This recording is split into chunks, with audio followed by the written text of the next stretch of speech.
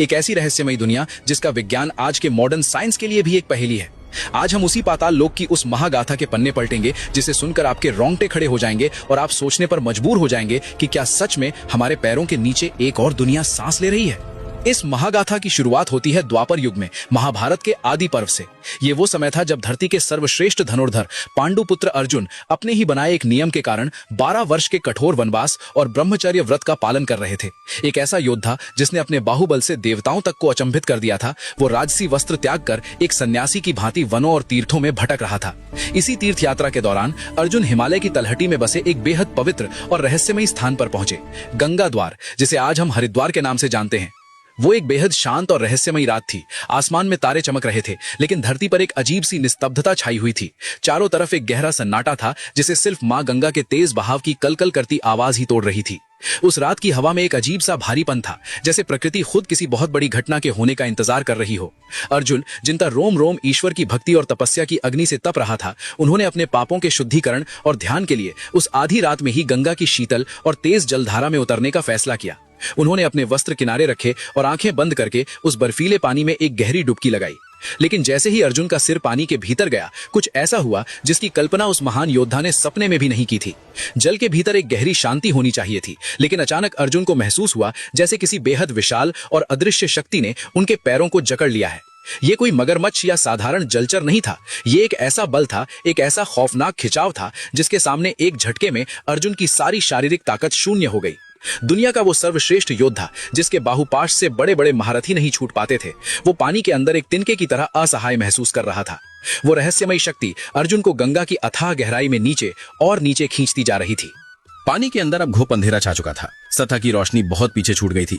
अर्जुन का दम घुटने लगा था। फेफड़ों में हवा की कमी से नसें फटने को तैयार थीं और उस महान योद्धा के मन में पहली बार मौत का नहीं बल्कि अज्ञात का खौफ पैदा हो रहा था।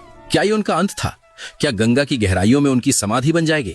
सांस टूटने ही वाली थी कि तभी एक अकल्पनीय चमत्कार हुआ। अचानक अर्जुन को लगा जैसे उनके शरीर के चारों ओर एक जादुई ऊर्जा का घेरा बन गया है। पानी के दबाव और दम घोंटू एहसास की जगह एक अजीब सी शीतलता और शांति ने ले ली। अर्जुन ने घबराहट में सांस खींचने की कोशिश की और वे हैरान रह गए। उनके फेफड़े पानी के अंदर भी बिल्कुल वैसे ही काम कर रहे थे जैसे वे खुली हवा में करते हैं। उन्हें पानी के भीतर ऑक्सीजन मिल रही थी।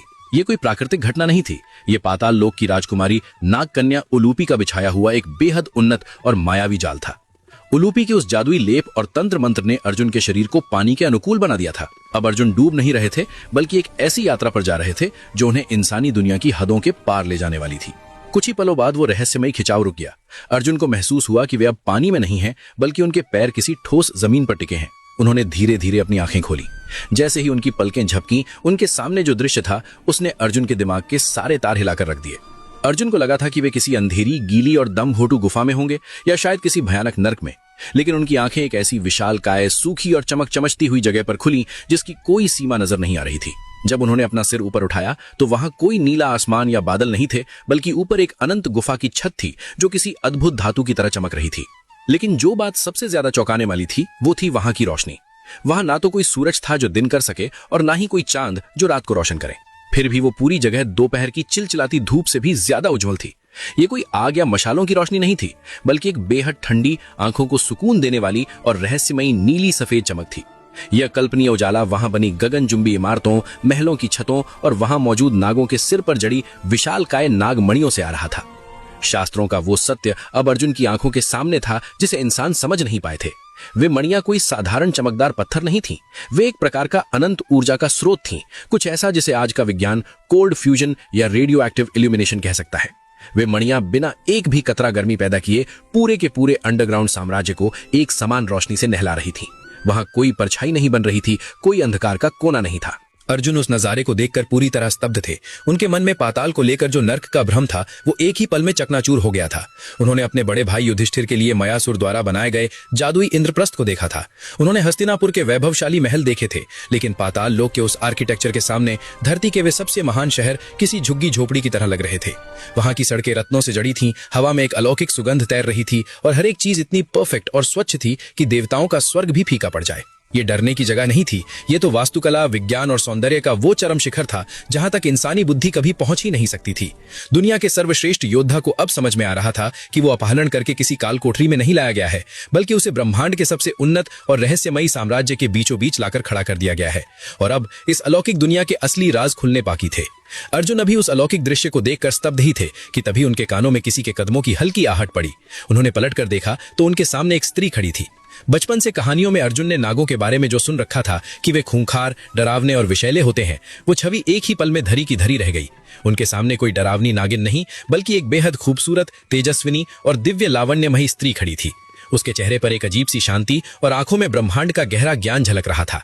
उसने अर्जुन को प्रणाम किया और अपना परिचय देते हुए कहा कि वो नागराज कौरव्य की पुत्री उलूपी है। उलूपी ने अर्जुन के आश्चर्य को भांपते हुए मुस्कुराकर बताया कि वे इस समय पाताल के 7वें तल में हैं। इंसानों को लगता है कि धरती के नीचे सिर्फ नर्क है, लेकिन असल में धरती के नीचे 7 अलग अलग आयाम हैं: अतल, वितल, सुतल, तलातल, महातल, रसातल और सबसे अंत में पाताल, जिसे नागलोक भी कहा जाता है। उलूपी अर्जुन को उस विशाल अंडरग्राउंड साम्राज्य के भ्रमण पर ले गईं और जैसे जैसे अर्जुन आगे बढ़े, उनका इंसानी अहंकार और ज्ञान दोनों बौने पड़ने लगे। ये वो दुनिया थी जहां का विज्ञान आज के मॉडर्न और भविष्य के साई-फाई विजन से भी लाखों साल आगे था। उलूपी ने उन्हें ऐसे महल दिखाए जो हवा में तैर रहे थे। विश्वकर्मा और दानवराज मयासुर द्वारा डिजाइन की गई वो इमारतें गुरुत्वाकर्षण के नियमों को पूरी तरह से झुठला रही थीं। अर्जुन ने देखा कि धरती के नीचे बनी विशालकाय और पारदर्शी सुरंगों के भीतर से कुछ मायावी विमान बिना एक भी आवाज किए पलक झपकते ही एक लोक से दूसरे लोक की यात्रा कर रहे थे। वहां पहियों वाले रथ नहीं थे, बल्कि ऊर्जा से चलने वाले ऐसे यान थे जो ध्वनि की गति को भी मात दे रहे थे। तभी उलूपी अर्जुन को एक ऐसी जगह ले गई जो पाताल की रसायन विद्या का केंद्र था। वहां हवा में जड़ी बूटियों की एक दिव्य सुगंध थी। उलूपी ने बताया कि ऊपर धरती पर इंसान और जानवर समय के साथ बूढ़े होते हैं, बीमार पड़ते हैं और मर जाते हैं, लेकिन पाताल में ऐसा नहीं है। यहाँ के नागों और दानवों ने प्रकृति के रसायनों और सोम रस के जरिए कोशिकाओं को हमेशा जमा रखने का रहस्य सुलझा लिया है। यहाँ ऐसी औषधियां और अमृत तुल्य रसायन मौजूद हैं जो किसी भी लाइलाज बीमारी को जड़ से खत्म कर सकते हैं। यहाँ समय का प्रभाव शरीर पर नहीं पड़ता, इसीलिए यहाँ कोई बूढ़ा नहीं होता। ये सब देखकर अर्जुन का क्षत्रिय दिमाग सवालों से घिर गया। एक महान योद्धा होने के नाते सत्ता और विजय उनकी रगों में बहती थी। वे खुद को रोक नहीं पाए और उन्होंने उलूपी से पूछ ही लिया, उलूपी, मैं हैरान हूँ, अगर तुम्हारे पास इतनी उन्नत तकनीक है, ऐसा चमत्कारिक विज्ञान है, बीमारियां खत्म करने वाली रसायन विद्या और उड़ने वाले मायावी विमान है, तो तुम लोग इस घुप अंधेरे में धरती के इतने नीचे छिपकर क्यों रहते हो? इस शक्ति के बल पर तो तुम पूरी पृथ्वी, यहाँ तक कि देवताओं के स्वर्ग पर भी राज कर सकते हो, फिर तुम सतह पर क्यों नहीं आते? अर्जुन का यह सवाल सुनते ही उलूपी के चेहरे पर एक गहरी अर्थपूर्ण मुस्कान छा गई। उसने अर्जुन की आंखों में देखते हुए जो जवाब दिया, वो इंसानी सोच और क्षत्रिय अहंकार पर एक बहुत गहरी चोट थी। उलूपी ने कहा, अर्जुन, सत्ता की भूख और राज करने की लालसा सिर्फ ऊपर रहने वालों, इंसानों और देवताओं की सबसे बड़ी मानसिक बीमारी है। तुम लोग जमीन के छोटे छोटे टुकड़ों, खोखले अहंकार और क्षणिक सुख के लिए एक दूसरे का खून बहाते हो। पाताल के वासी ये बहुत अच्छी तरह जानते हैं कि असली शांति विस्तार में नहीं, बल्कि गहराई में है। बाहरी दुनिया को जीतना तो बहुत आसान है, लेकिन हम बाहरी दुनिया छोड़कर अपने अंतर्मन की गहराइयों में ब्रह्मांड के रहस्यों को सुलझाने में लगे हैं। हम वो ज्ञान खोज रहे हैं जो समय और मृत्यु से भी परे है। जब इंसान अपनी चेतना के शिखर पर पहुंचता है तो उसे दूसरों पर राज करने की जरूरत महसूस नहीं होती। उलूपी की इन बातों ने अर्जुन को निश्शब्द कर दिया। उन्हें पहली बार महसूस हुआ कि धरती के सबसे महान साम्राज्य भी इस नागलोक के दार्शनिक ज्ञान के आगे कितने तुच्छ हैं। लेकिन इस गहरे दार्शनिक संवाद के तुरंत बाद उलूपी ने अर्जुन के सामने एक ऐसा प्रस्ताव रखा जिसने अर्जुन को एक भयंकर धर्म संकट में डाल दिया। उलूपी ने अर्जुन को बताया कि जब उसने उन्हें गंगा में डुबकी लगाते देखा था तो वो उनके रूप और तेज पर मोहित हो गई थी। उसने अर्जुन को मृत्यु के मुंह से बाहर खींचने के लिए नहीं, बल्कि अपना पति बनाने के लिए पाताल में खींचा था। उलूपी ने अर्जुन के सामने विवाह का प्रस्ताव रख दिया। ये सुनते ही अर्जुन पीछे हट गए। उन्होंने उलूपी को बताया कि वे एक क्षत्रिय हैं और वर्तमान में अपने ही एक नियम के कारण 12 वर्ष के कठोर वनवास और ब्रह्मचर्य व्रत का पालन कर रहे हैं। यदि वे उलूपी से विवाह करते हैं तो उनका ब्रह्मचर्य टूट जाएगा और उनका धर्म भ्रष्ट हो जाएगा। एक नियम से बंधा इंसान होने के कारण अर्जुन ने उस प्रस्ताव को ठुकरा दिया। यहीं पर उलूपी ने अर्जुन को शास्त्रों का वो सूक्ष्म ज्ञान दिया जिसके बारे में इंसान अक्सर अज्ञानता का शिकार हो जाते हैं। उलूपी ने अर्जुन से कहा, धर्म क्या है अर्जुन? क्या केवल कुछ लकीरों और नियमों को आंख बंद करके मानना ही धर्म है? शास्त्रों के अनुसार धर्म का सबसे बड़ा उद्देश्य किसी के प्राणों की रक्षा करना है। मैंने तुम्हें अपने पति के रूप में स्वीकार कर लिया है। यदि तुम मुझे अस्वीकार करोगे तो मैं इसी क्षण अपने प्राण त्याग दूंगी। सोचो अर्जुन, तुम्हारे एक नियम ब्रह्मचर्य को बचाने की जिद में एक निर्दोष स्त्री की हत्या का पाप तुम्हारे माथे पर लगेगा। क्या वो पाप तुम्हारे ब्रह्मचर्य के पुण्य से बड़ा नहीं होगा? उलूपी ने आगे समझाया कि धर्म कोई लोहे की जंजीर नहीं है जो इंसान को जकड़ दे। महान उद्देश्य के लिए नियमों को लचीला बनाना ही असली बुद्धिमानी और सच्चा धर्म है। किसी एक व्रत को निभाने के लिए किसी के जीवन को दांव पर लगा देना धर्म नहीं बल्कि अहंकार और हठ है। सच्चा धर्म करुणा और समय की मांग के अनुसार काम करने में है। उलूपी के नकाट्य तर्कों और सूक्ष्म धर्म के इस ज्ञान ने अर्जुन के दिमाग के सारे जाले साफ कर दिए। दुनिया के सर्वश्रेष्ठ योद्धा को आज पाताल की गहराइयों में एक स्त्री ने जीवन, ब्रह्मांड और धर्म का वो असली मतलब सिखा दिया था जो धरती के किसी गुरुकुल में कभी नहीं पढ़ाया गया। उलूपी के उन नकाट्य तर्कों और सूक्ष्म धर्म के उस असीम ज्ञान के सामने अर्जुन निश्शब्द रह गए। दुनिया को जीतने वाले उस अजय योद्धा को यह स्वीकार करना ही पड़ा कि नियमों की लकीर पीटने से बड़ा धर्म, करुणा और प्राणों की रक्षा है। अर्जुन ने अपना हठ त्याग दिया और उलूपी के उस पवित्र प्रेम और विवाह के प्रस्ताव को स्वीकार कर लिया। पाताल लोक के उस अकल्पनीय नीले सफेद प्रकाश से जगमगाते रहस्यमयी साम्राज्य में अर्जुन ने वो रात बिताई। लेकिन जब धरती पर लौटने का समय आया तो उलूपी ने अर्जुन को विदाई में कोई सोना चांदी या हीरे जवाहरात नहीं दिए, बल्कि एक ऐसा चमत्कारिक वरदान दिया जिसने भविष्य में महाभारत के उस विनाशकारी युद्ध का पूरा रुख ही पलट कर रख दिया। उलूपी ने अपने दोनों हाथ अर्जुन के सिर पर रखे और एक महावरदान देते हुए कहा कि आज से जल तत्व तुम्हारे अधीन रहेगा। पानी के भीतर तुम्हें कोई भी, चाहे वो कितना भी बड़ा मायावी या शूरवीर क्यों ना हो, कभी हरा नहीं पाएगा। धरती के सारे जलचर आज से तुम्हारे आदेशों के गुलाम होंगे। यही वो अचूक वरदान था जिसने बाद में अज्ञातवास और युद्ध के दौरान कई बार अर्जुन के प्राण बचाए और उन्हें जल तत्व पर संपूर्ण विजय दिलाई। इसके बाद अर्जुन ने उलूपी से विदा ली और जिस रहस्यमयी रास्ते से वे उस असीम गहराई में आए थे उसी रास्ते से वापस सतह की ओर लौट पड़े। जब अर्जुन ने गंगा के उसी घाट पर पानी की सतह को चीरते हुए बाहर की ओर गहरी सांस ली तो बाहर का नजारा कुछ बदला हुआ सा था। यहाँ एक बहुत बड़ा ब्रह्मांडीय सच अर्जुन का इंतजार कर रहा था, टाइम डायलेशन यानी समय के खिंचाव का सिद्धांत। पाताल लोक में बिताई गई वो एक रात क्या धरती के एक दिन के बराबर थी या कई दिनों के? अर्जुन ने महसूस किया कि घाट की मिट्टी, पेड़ों के पत्ते और हवा का रुख कुछ अलग था, लेकिन जो चीज सबसे ज्यादा बदल चुकी थी वो खुद अर्जुन थे। गंगा में डुबकी लगाने वाला वो क्षत्रिय राजकुमार जो दुनिया को अपने बाहुबल से नापता था अब बाहर आ चुका था। उसका दिमाग खुल चुका था, उसका अहंकार टूट चुका था और ब्रह्मांड को देखने का उसका नजरिया हमेशा के लिए बदल गया था।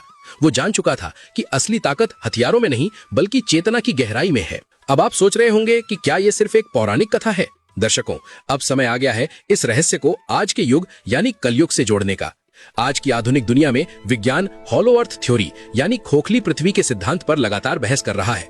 याद कीजिए साल 1947 का वो खौफनाक और रहस्यमयी मिशन जब अमेरिकी नौसेना के एडमिरल रिचर्ड ई बर्ड ने अपने विमान से उत्तरी ध्रुव के ऊपर से उड़ान भर रहे थे। उन्होंने अपनी सीक्रेट डायरी में और रेडियो ट्रांसमिशन पर जो बताया उसने पूरी दुनिया के वैज्ञानिकों के होश उड़ा दिए थे। उन्होंने बर्फ के बीच एक विशालकाय छेद देखा था और जब उनका विमान उस छेद के अंदर गया तो वहां कोई नर्क नहीं था। उन्होंने अंदर एक अलग ही दुनिया देखी, हरे भरे जंगल, विलुप्त हो चुके जानवर, उड़ने वाली रहस्यमयी तश्तरियां और एक ऐसी उन्नत सभ्यता जिसके शहर चमचमा रहे थे। इसे अगाथा का नाम दिया गया। क्या ये वही पाताल लोक नहीं है जिसका वर्णन हमारे आदि पर्व में किया गया है? आज हम इंसान जिस एआई, एंटी एजिंग दवाइयों और एलियन शिप्स को खोजने में अरबों डॉलर बहा रहे हैं वो सारा विज्ञान हमारे शास्त्रों के अनुसार पाताल में लाखों सालों से मौजूद है। तो फिर सवाल उठता है कि उन उन्नत नागों और दानवों ने इंसानों से संपर्क क्यों तोड़ दिया? इसका जवाब भी हमारे ही कर्मों में छिपा है। जैसे जैसे कलयुग बढ़ा इंसान लालची, हिंसक और अपनी ही प्रकृति का विनाश करने वाला बन गया। सत्ता और जमीन की भूख ने इंसान को इतना क्रूर बना दिया कि गहराई के उन शांत निवासियों ने सतह पर आने के सारे रास्ते हमेशा के लिए बंद कर दिए। लेकिन शास्त्रों में खौफनाक भविष्यवाणी भी है। जब कलयुग अपने चरम पर होगा और कल की अवतार का जन्म होगा तब धरती का शुद्धिकरण करने के लिए नागलोक और पाताल के वे रहस्यमयी वासी अपने मायावी विमानों और अकल्पनीय तकनीक के साथ फिर से धरती की सतह पर लौटेंगे। इस पूरी रोंगटे खड़े कर देने वाली महागाथा के अंत में जो धार्मिक और आध्यात्मिक सीख मिलती है वो हमारे आज के जीवन का सबसे बड़ा सच है।